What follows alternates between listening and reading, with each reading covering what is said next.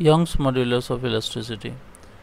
Young's modulus of elasticity is defined as the ratio of normal stress to longitudinal strain. This is defined as normal stress to longitudinal strain.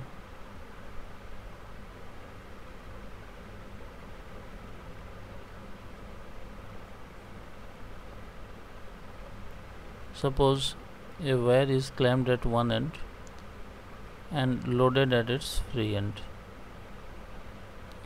So stress applied on this wire is force per area of this wire, pi r square, and this, because of this stress, there is a change in length. Let small l is the change in length, capital L is the original length. Then this ratio of stress, normal stress to longitudinal stress, is called Young's modulus of elasticity. Now y equal to F. Suppose a material we have taken having original length as 1, area of cross section as 1, and when a force is applied, it produces unit change in length. So the force, we have chosen a wire of area of cross section 1, the change in length is 1, and the original length is also 1. So y is defined as F. So we can define Young's modulus of elasticity of a material in such a way that it can be defined as the force required to stretch a wire of that material having unit length and unit cross sectional area by unity.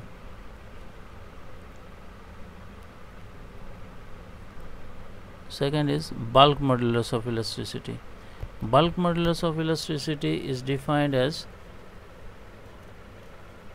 the ratio of tensile stress to volume strain. Suppose we have a block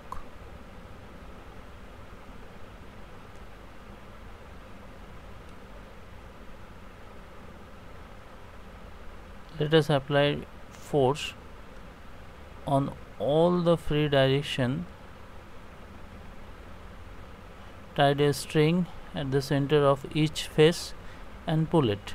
So what will happen, because of this tensile stress, what will happen, this will result a change in volume of this. So force per unit area, this is the stress, tensile stress, and the volume strain is change in volume to the original volume. So this ratio is called bulk modulus of elasticity.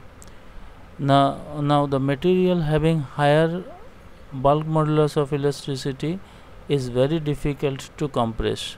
So higher value of bulk modulus indicates that it is difficult to compress. Substances having greater bulk modulus of elasticity is difficult to compress. Among solid, liquid and gas, liquid is the most difficult to be compressed, and hence liquid possesses high value of K, whereas gas can be easily compressed and possesses low value of K.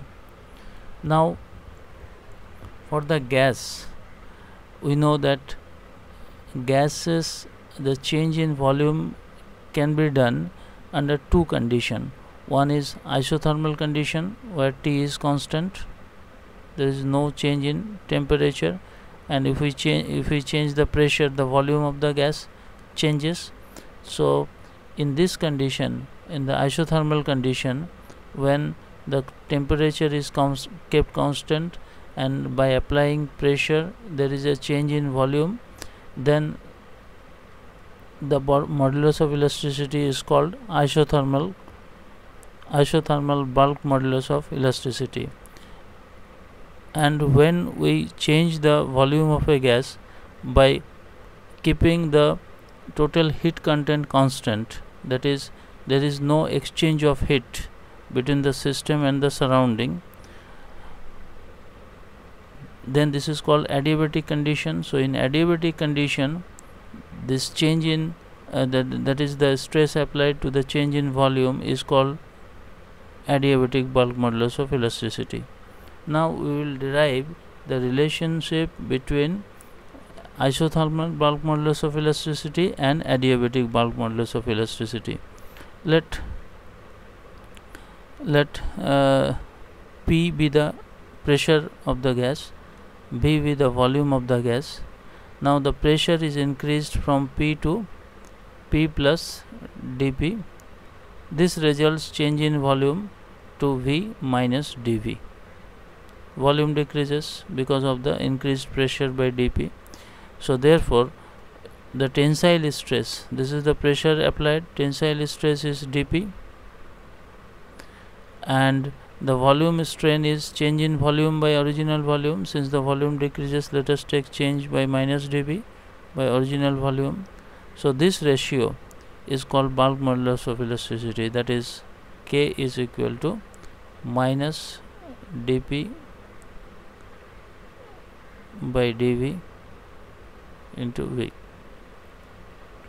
Now we will derive the relationship between isothermal and adiabatic bulk modulus of elasticity. So therefore we found that the bulk modulus of elasticity can be defined as minus dP by dV, this is change in volume, to original volume. So this is equation 1. Now under isothermal condition, the pressure and volume is related as PV equal to constant. Let us differentiate this equation. So we get P dV plus V dP. Differentiation of constant is 0.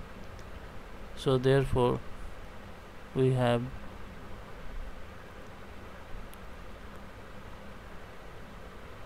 P dV